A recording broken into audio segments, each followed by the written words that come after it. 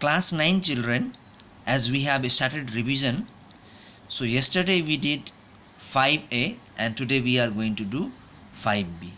So let us begin the revision of exercise 5b, simultaneous linear equation in two variables. These are the numerical problems.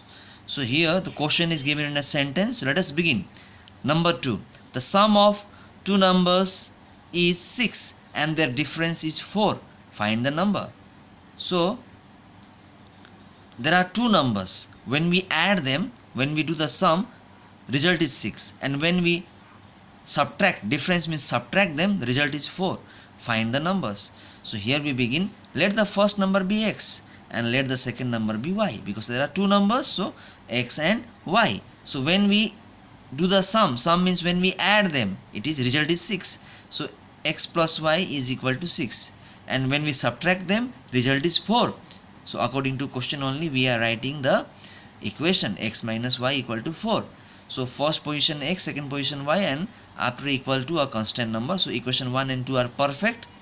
Here, as you all know, plus and minus, no need to multiply anything because y is getting cancelled. And that way, as you all know, we have discussed how to do how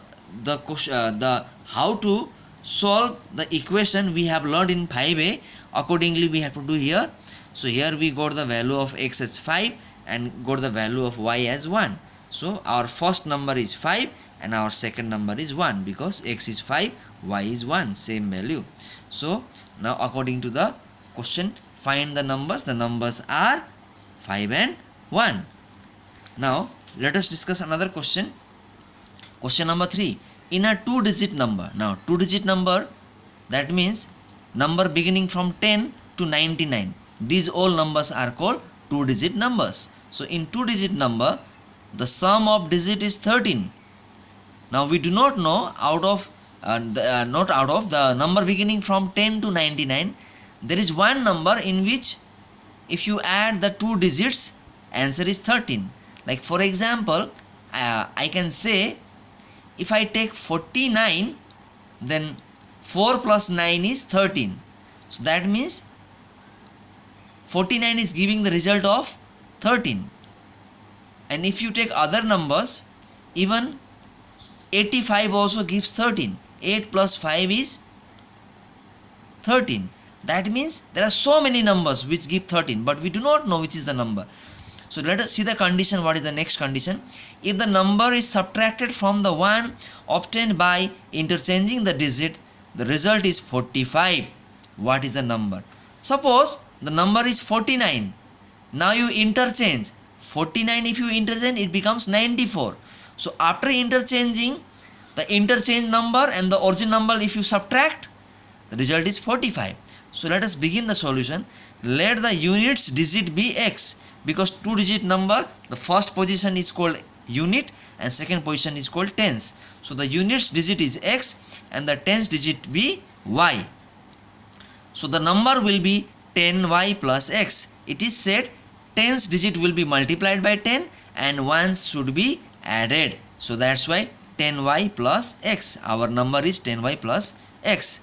Now according to question, if you add the two digit, the sum of two digits is 13. The sum of two digit is 13.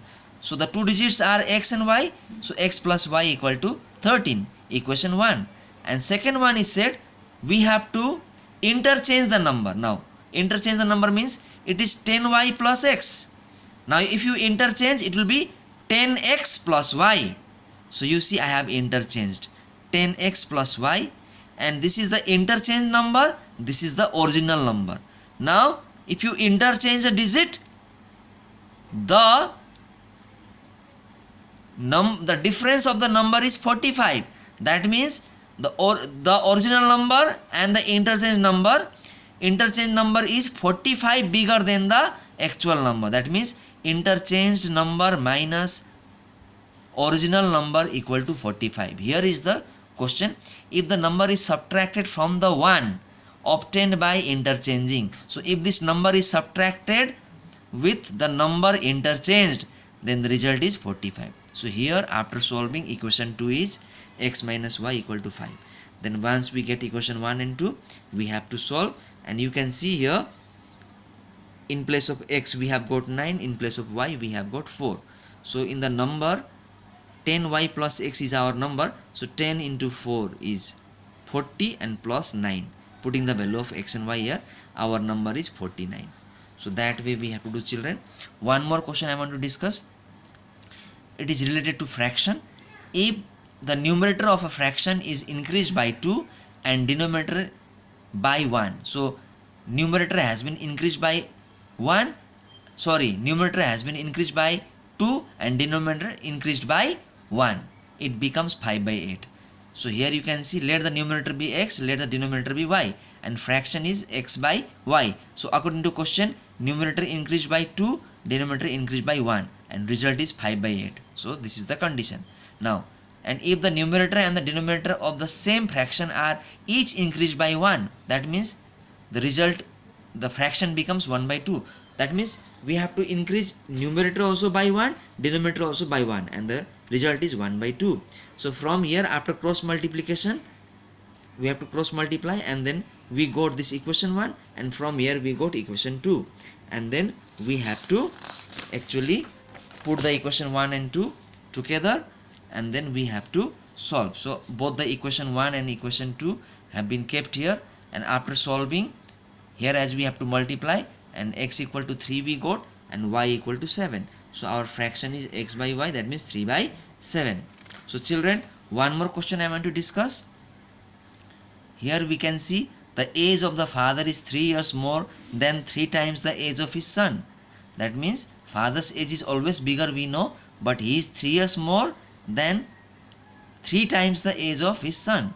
Actually, you multiply the son's age by 3, still father becomes 3 years more.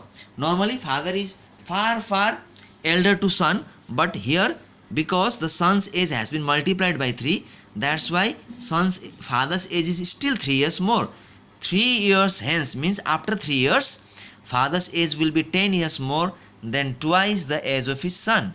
But after 10 years father's age will be 10 years more than twice the age of his son. That means you multiply son's age by 2, still father is 10 years elder than son. Determine their present age. So you have to find the present age of father and son. So let the present age of father be x, and let the present age of son be y. So according to question, it is said you multiply son's age by 3. Here it is 3 times, that means son's age 3 times the son's age, that means 3 times son's age, and this is father's age. So still father is 3 years elder. 3 years, it is 3 years more than, that means father is still 3 years elder. X is father's age minus multiplication of son's age by 3, and still father is 3 years elder, equation 1.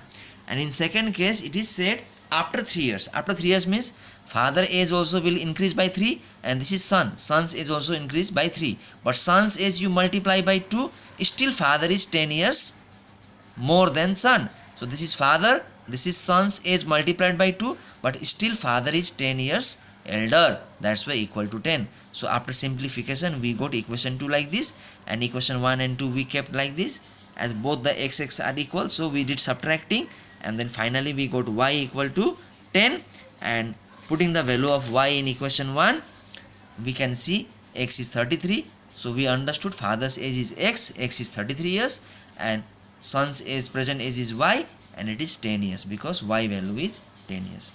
So children, this way many questions are there, you have to practice at home.